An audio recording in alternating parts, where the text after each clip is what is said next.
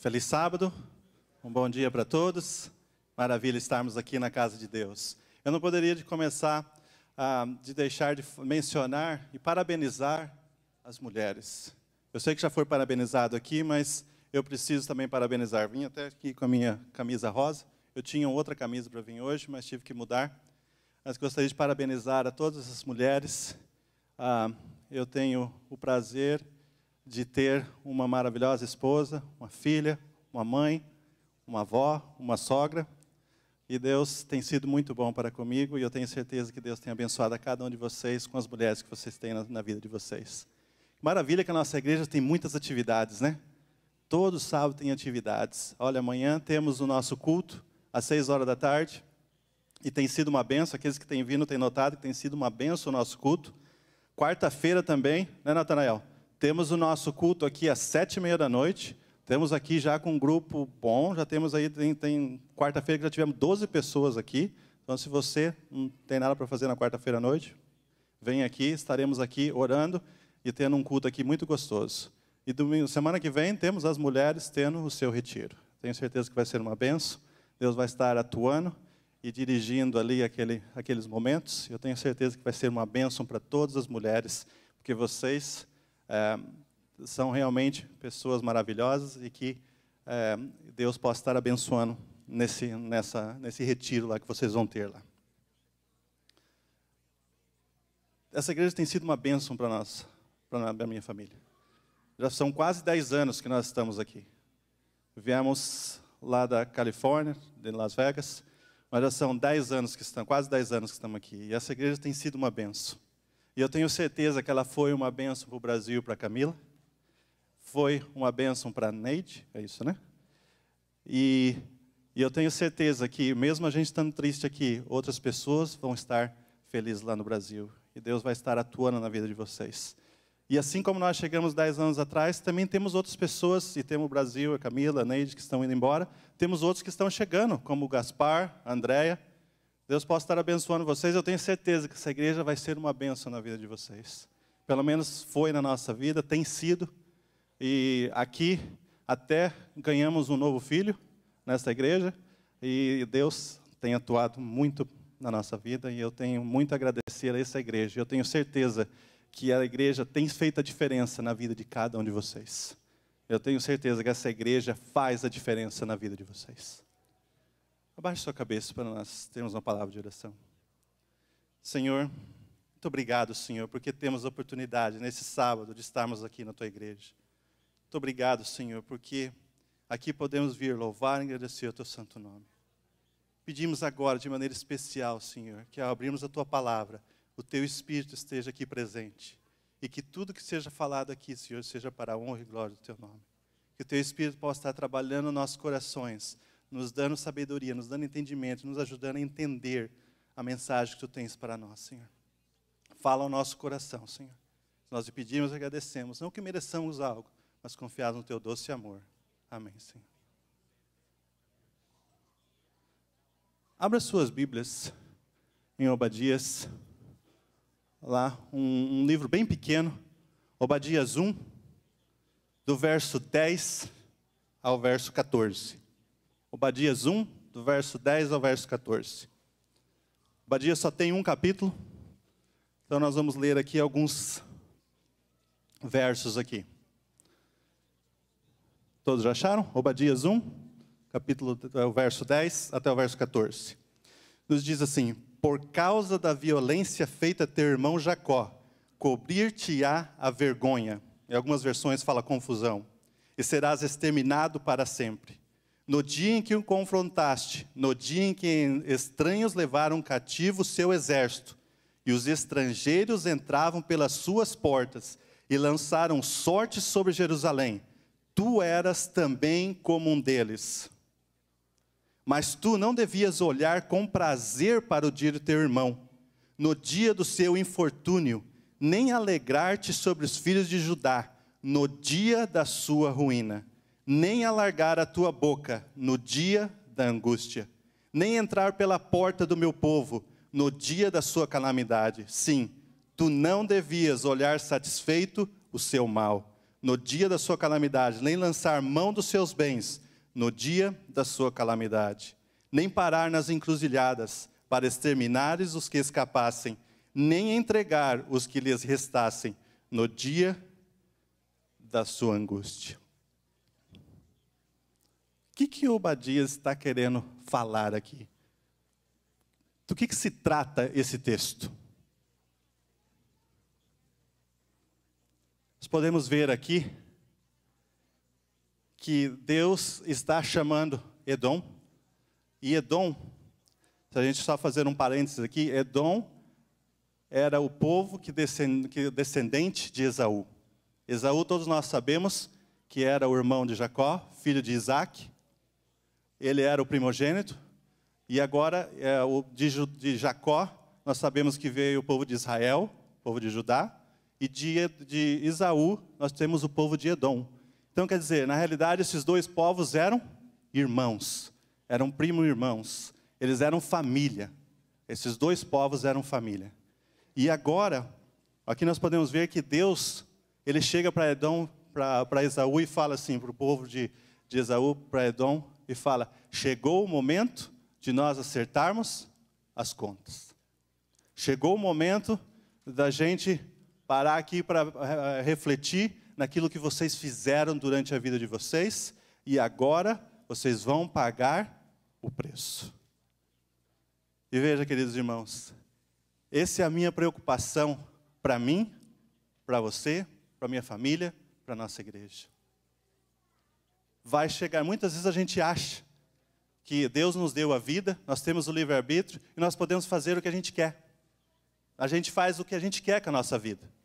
E a gente pode fazer o que a gente quer com a nossa vida, mesmo a nossa vida não pertencendo a nós. A gente pode fazer o que a gente quiser, mas vai chegar o dia em que Deus vai cobrar a fatura. Como diz o pastor Manolo, vai cobrar a fatura. Você pode fazer o que você quiser. Pode viver uma vida promíscua, pode viver uma vida desonesta, mas vai chegar o dia em que Deus vai cobrar a conta. E o interessante, queridos irmãos, que muitas vezes, antes de que Deus cobre a conta, antes que o dia do juízo chegue, a própria vida pode te cobrar a conta. Muitas vezes a gente vai ver várias pessoas que mexem com drogas, com bebidas, e o que acontece? Antes que Deus sente para acertar as contas com essa pessoa, o que acontece? Ela tem uma doença grave, uma AIDS, um câncer, uma doença terminal, e a vida mesmo cobra a fatura desta pessoa. E o interessante é que lá em Mateus 12, o verso 31, nos diz que todo pecado, ele é perdoado por Deus. Todo pecado.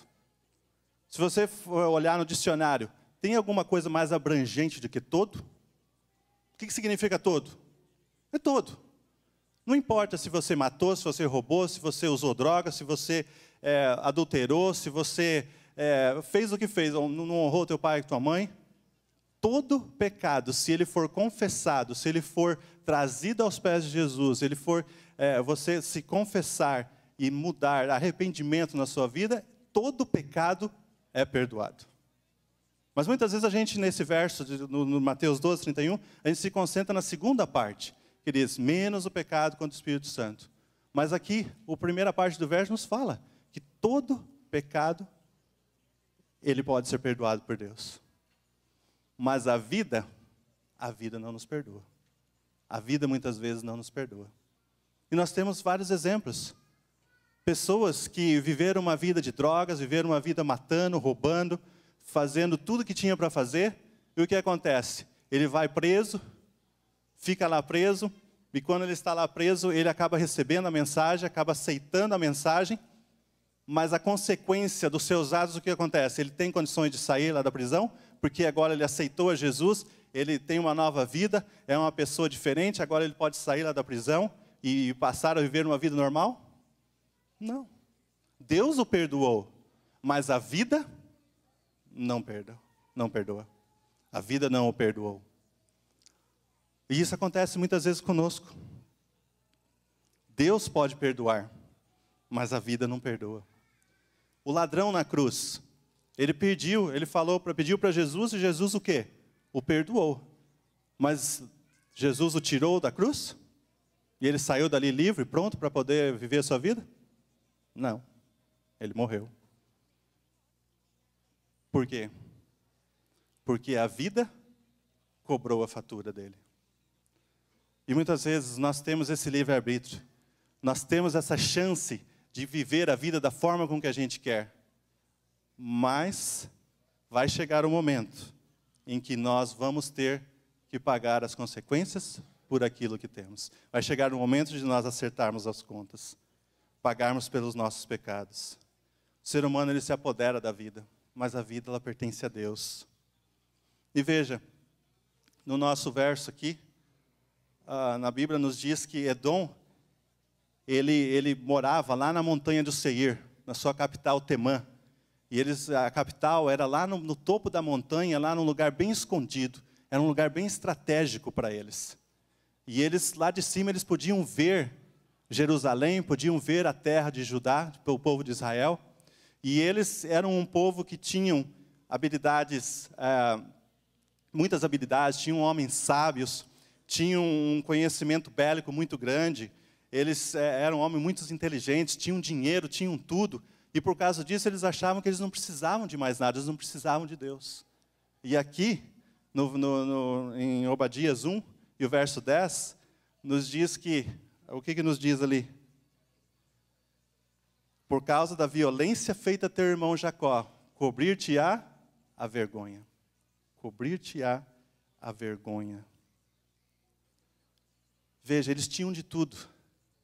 Mas Deus agora chega para eles e fala, porque vocês não estão ao meu lado, porque vocês andaram, porque vocês fizeram tudo da forma com que vocês quiseram, a vergonha vai cobrir vocês. E nós, como seres humanos, queridos irmãos, nós somos o quê? Orgulhosos. Nós somos orgulhosos. Nós queremos estar sempre o quê? Em posição de destaque. Queremos sempre estar em primeiro. Queremos sempre estar numa posição em que os outros possam ver a gente. Mas muitas vezes o que acontece? A vergonha pode te assolar.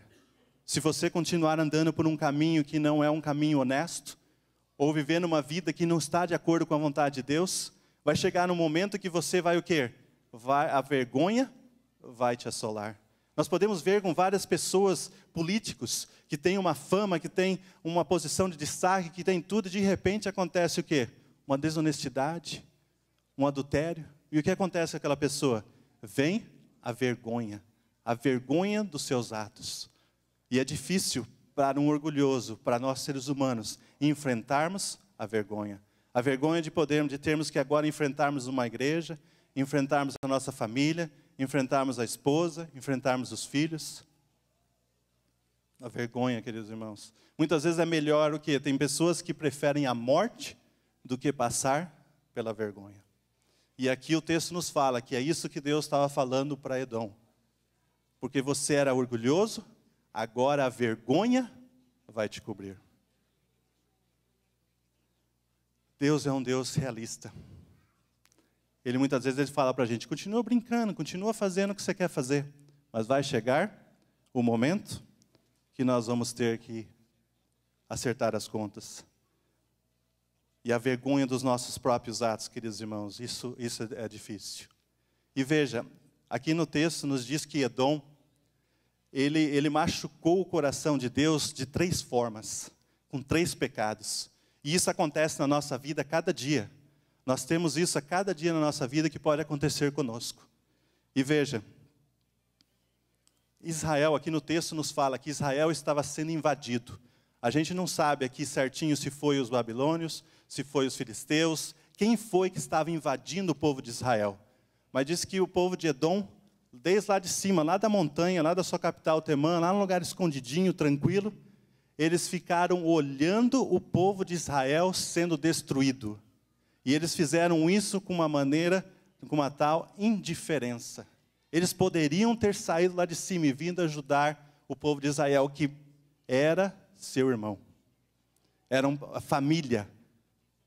Eram pessoas que eram irmãos, primo-irmãos. E eles lá do alto da montanha, olhando com indiferença Esse é o primeiro pecado aqui que nós estamos analisando hoje. Com uma indiferença, eles olharam e deixaram com que o povo de Israel fosse destruído.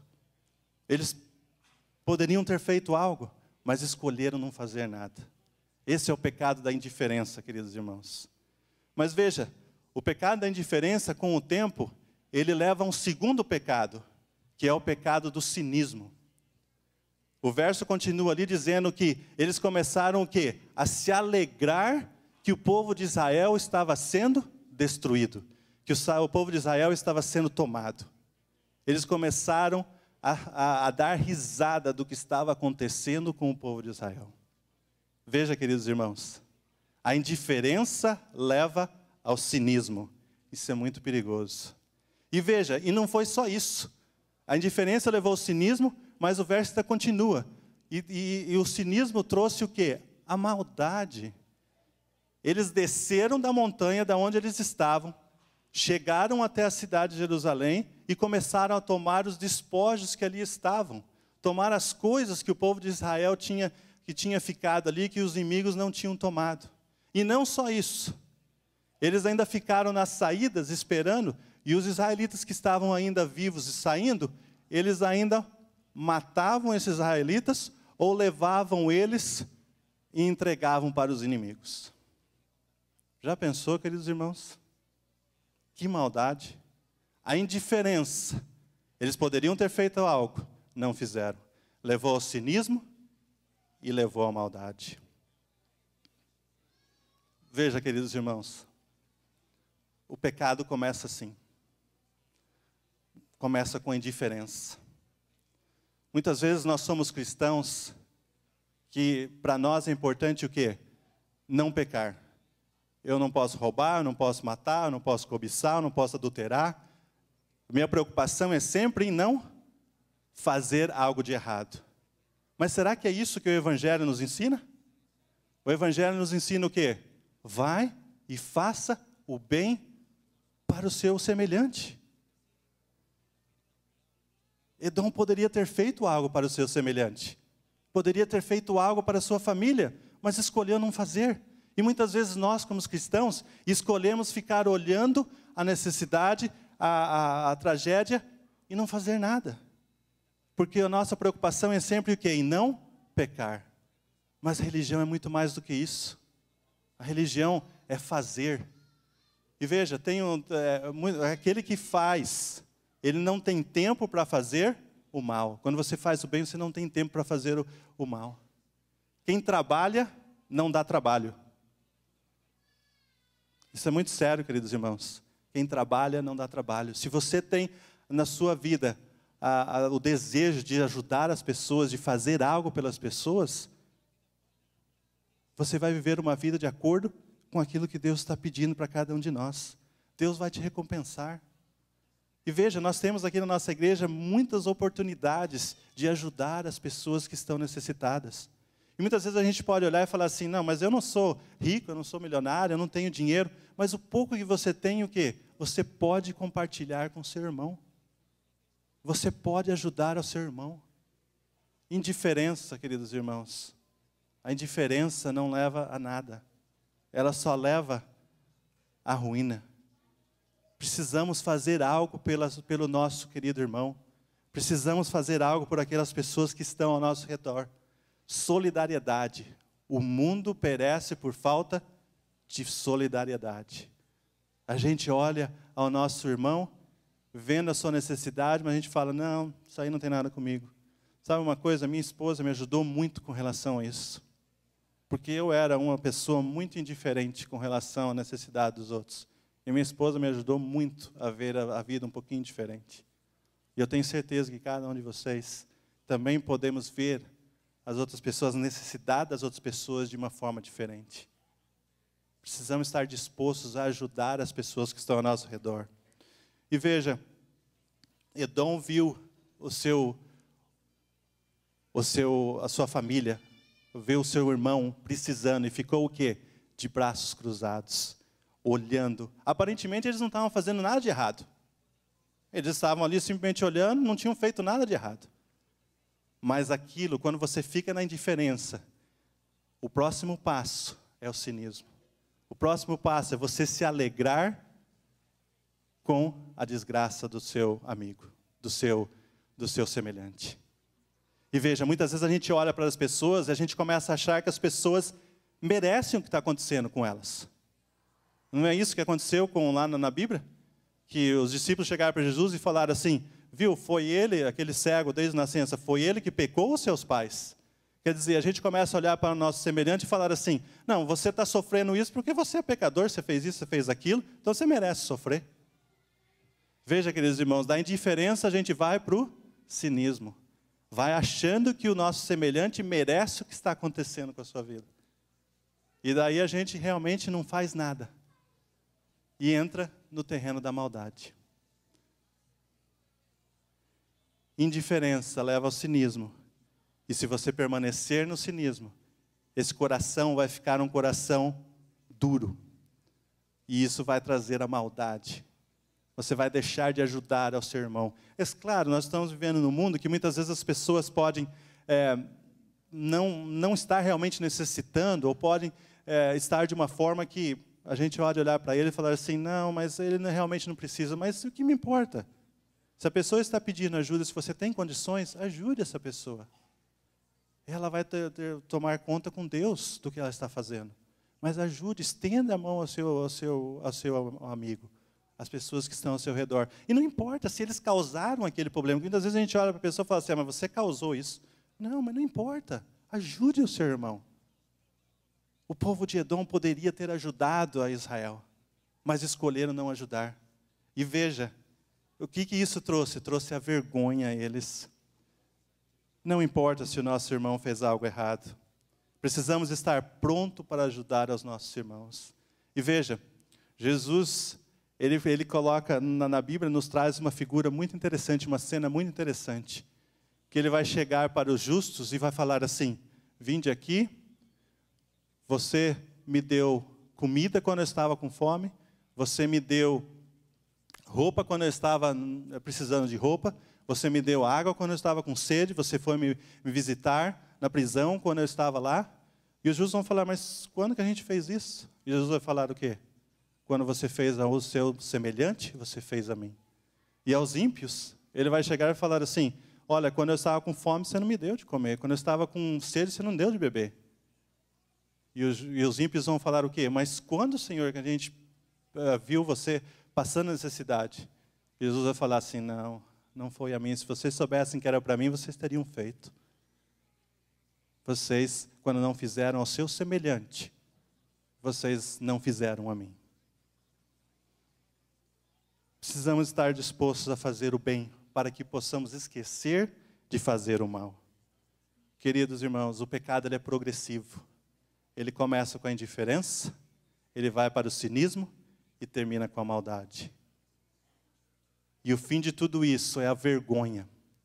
A vergonha da nossa vida. A vergonha daquilo que a gente pode, no final da nossa vida, alcançar. Veja, uma pessoa quando ela começa, ela se torna um adúltero.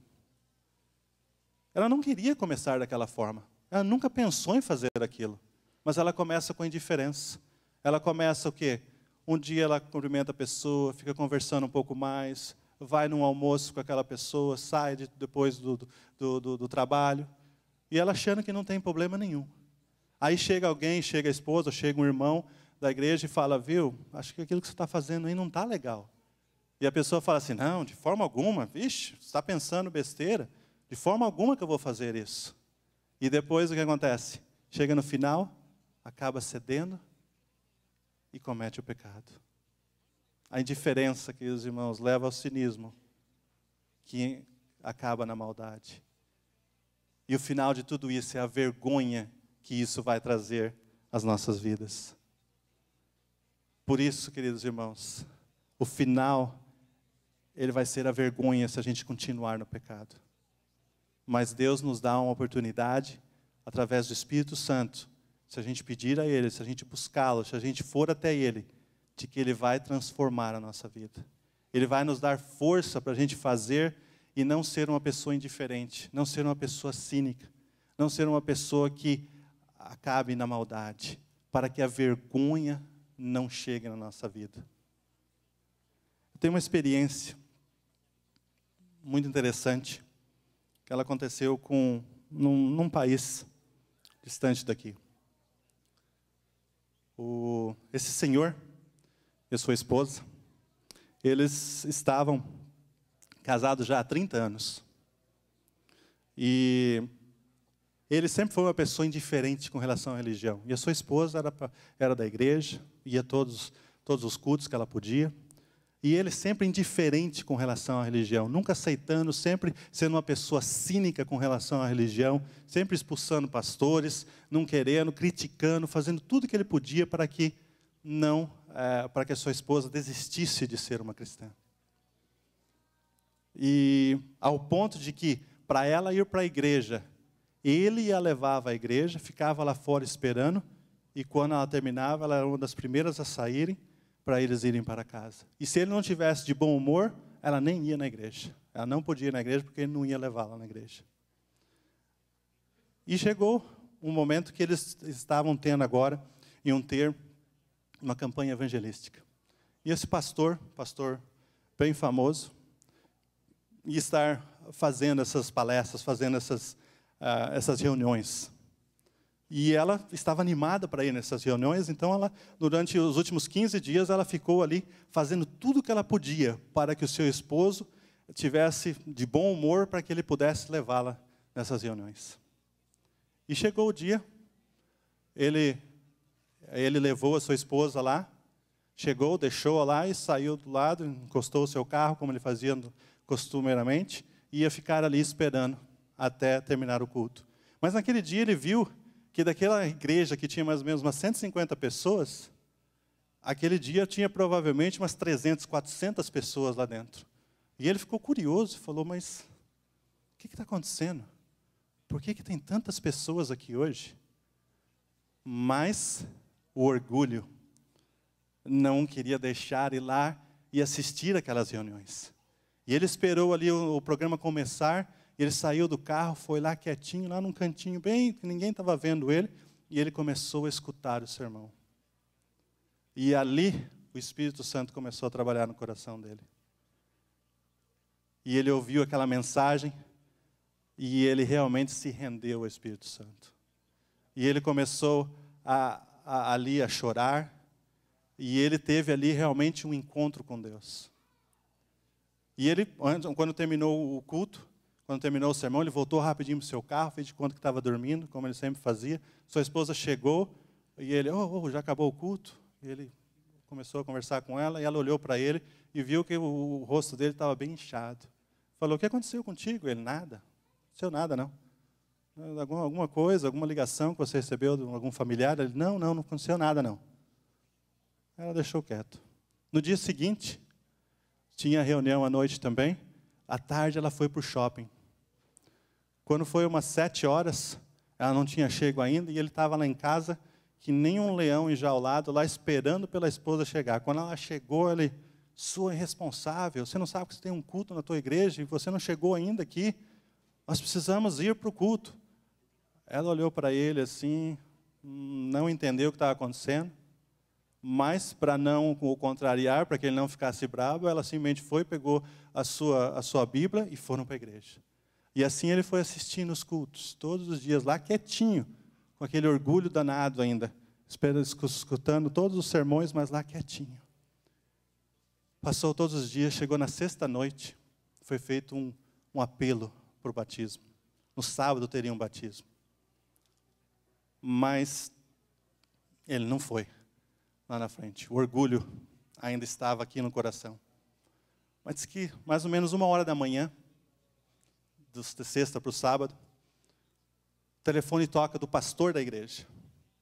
E essa voz do outro lado fala assim para o pastor, pastor, vai ter batismo amanhã? E o pastor, sim. Ele falou, eu gostaria de me batizar. Ok, mas quem que é o senhor? Eu sou fulano de tal, marido da dona Maria. O pastor pegou e falou assim, eu estou dormindo, eu estou sonhando aqui. Não deve ser algo estranho, deve estar com o número errado. Ele falou, peraí, o senhor, marido da dona Maria?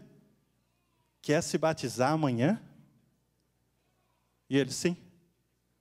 Mas o que aconteceu? E daí ele contou a história para o pastor.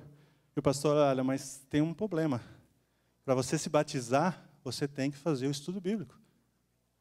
Aí ele, pastor, eu vivo com uma cristã em casa nos últimos 30 anos. Eu sei tudo o que precisa saber. Você pode me perguntar o que você quiser, que eu respondo. E o pastor ali pegou e fez umas 4, 5 perguntas para ele e falou assim, realmente, você sabe, você está pronto para ser batizado. E aquele senhor falou, eu quero mais uma coisa, eu quero fazer uma surpresa para minha esposa. Não conte para ela, eu quero só deixar que ela saiba no momento certo, na hora em que eu entrar no tanque batismal. No dia seguinte, à tarde, ele chegou, deixou ela lá para assistir o batismo. Ela sentou lá atrás, no lugarzinho dela, costumeiro, para que assim que terminasse, ela já saísse e ia para o carro. E ele pegou, deixou, saiu e foi devagarzinho lá, escondidinho lá no fundo, para esperar o batismo. 12 pessoas iam ser batizadas. As 12 pessoas entraram, foram batizadas. E a mulher já estava a ponto de começar a levantar para sair, porque ela precisava ser a primeira a sair. E quando ela estava ali pronta para levantar, entra mais um senhor lá dentro. Ela olha lá para frente e fala, nossa senhora, parece tão parecido com meu esposo. Mas não deve ser, não pode ser, que isso? 30 anos eu estou lutando com ele para que ele possa se tornar um cristão? Não pode ser, de forma alguma. Mas ela continuou olhando e falou assim, mas não é possível, é muito parecido. E ela começou a andar, e foi vindo, veio vindo. Quando ela chegou ali na frente, que ela olhou e realmente comprovou que era o seu esposo, ela desmaiou. Os irmãos tiveram que vir, acudir, catá-la. E quando ela voltou a si, ela falou assim, esposo, o que aconteceu? E ele, o Espírito Santo trabalhou no meu coração. O Espírito Santo mudou o meu coração. E ele falou assim, eu quero te pedir desculpas, quero te pedir perdão por tudo que eu fiz. E ali ele se batizou, e ela foi a primeira a dar um abraço nele. Queridos irmãos e amigos, Deus tem um plano para cada um de nós. Deus não quer que no dia do acerto de contas a vergonha te cubra. Deus quer te salvar. Deus quer te deixar que você não chegue nesses pecados que nós descrevemos aqui. O pecado da indiferença, do cinismo e da maldade. Deus tem um plano para cada um de nós. E eu tenho certeza que se a gente andar com Ele, deixar com que o Espírito Santo trabalhe nos nossos corações, se quando Ele bater a porta, a gente abrir a porta, Ele vai estar pronto para atuar na nossa vida. E no final da nossa vida, em vez da vergonha ser o resultado da nossa vida, Ele vai chegar para nós e vai falar, bem, aqui está, servo bom e fiel, toma o reino que está preparado para você. A Sandra vai cantar agora. Eu gostaria que você refletisse muito nisso. Pensasse nesse Deus maravilhoso que pode fazer a transformação na sua vida. Que Deus possa estar abençoando você para que isso.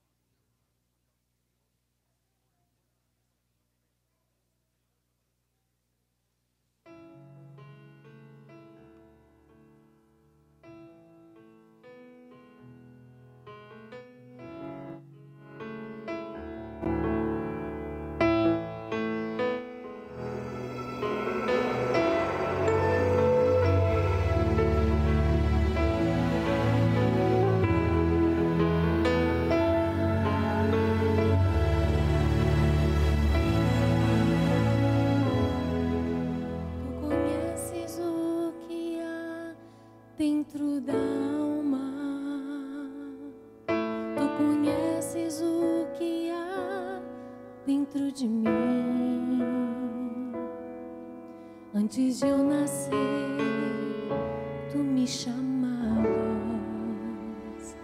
Vem, meu filho, vem pra mim.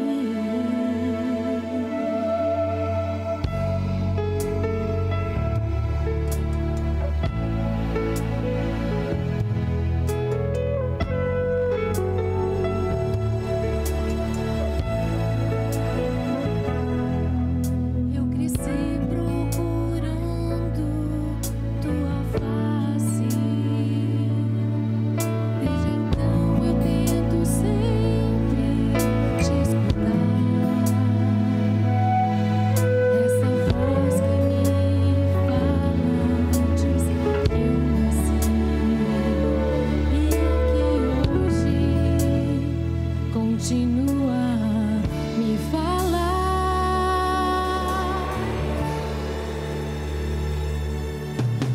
Tu és meu Senhor, é a razão do meu viver, que transforma meu ser. Tu és meu Senhor, é a razão do meu louvor. Vem, transforma meu ser.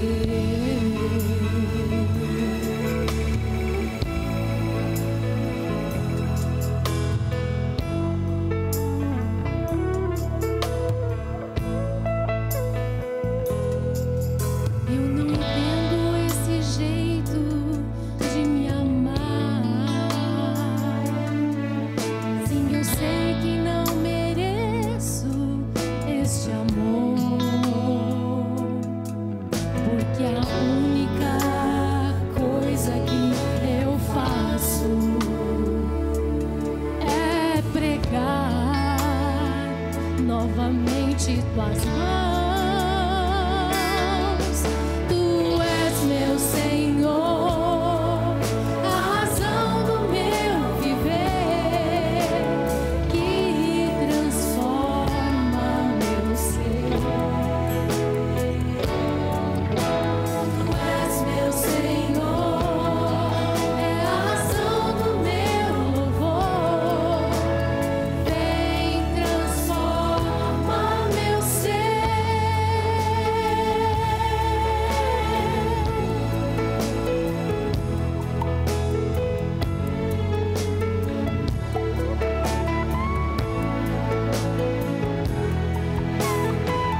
és meu Senhor,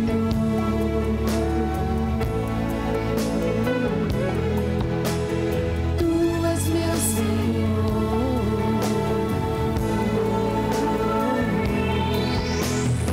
tu és meu Senhor, transforma meu viver.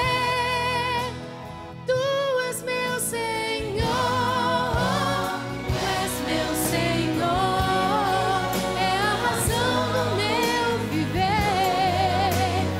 Vem, transforma meu ser. Tu és meu Senhor, Ele é a razão do meu louvor. Vem, transforma meu ser. Tu és meu Senhor, Ele é a razão do meu viver, que transforma meu ser. Tu és meu Senhor, Ele é a razão do meu louvor. Vem, transforma meu ser.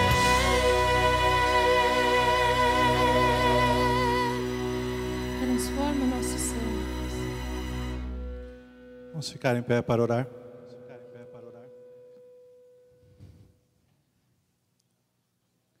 Pai querido, que alegria, Senhor, estarmos aqui na Tua igreja. Que alegria nós podemos vir aqui, louvar e agradecer o Teu santo nome. Faça morada em nosso coração, Senhor. Transforma a nossa vida. Que Teu Espírito possa estar trabalhando, que nós possamos ouvir a Tua voz. Ouvir, Senhor, aquilo que Tu tens para cada um de nós. e que a vergonha não nos cubra, Senhor. Que possamos estar prontos para receber o Teu reino, Senhor, o reino que Tu tens preparado para nós, para que naquele dia, Senhor, possamos entrar às portas do céu juntamente contigo, Senhor. Perdoa os nossos pecados e nos despeça-nos, Senhor, com a Tua paz, com a Tua direção. Nós lhe pedimos e agradecemos em nome de Jesus. Amém, Senhor.